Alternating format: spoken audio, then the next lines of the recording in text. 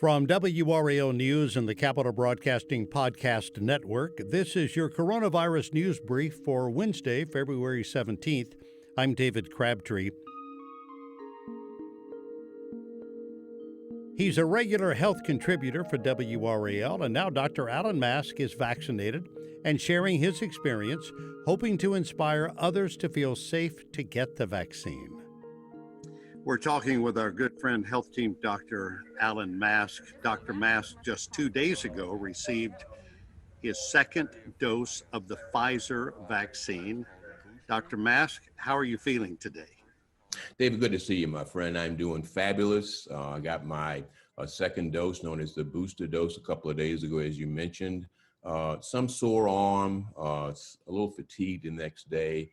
In full transparency, my wife actually had her injection as well, and she did have some side effects, some sore arms, some headaches, some fatigue, some body aches, and so forth. But she took some anti-inflammatory medications, and a day or so later, she was feeling a whole lot better.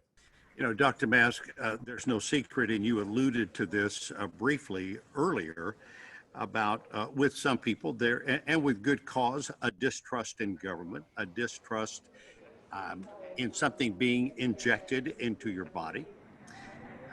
With that in mind, in particular with the African American community, the Latinx community, often communities who are underserved with basic health needs to begin with, where there is hesitancy, look at those viewers with a word of encouragement.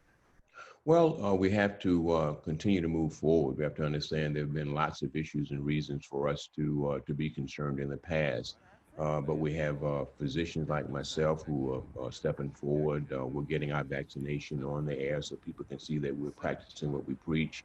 It's going to be a slow process as we roll things out. But I can tell you the hesitancy seems to be decreasing from my vantage point in the African American community.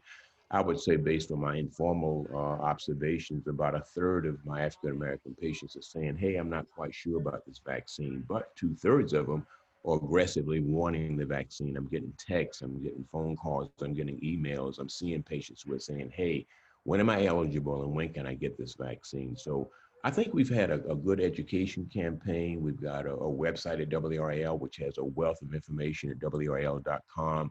We have CDC.gov, which has done a marvelous job in terms of providing us a wealth of information. So it's going to be a slow process, but people are concerned about side effects. They're concerned about the politics. They're concerned about the rapid turnaround of the vaccine. There are all sorts of, they're concerned about the historical perspectives as well. But I would say that people are coming around, and I'm seeing less hesitancy now than I did, let's say, a few months ago. The weather could have an impact on vaccine appointments in the coming days, so be sure to check with your county and provider before heading out. For the Coronavirus News Brief, I'm David Crabtree.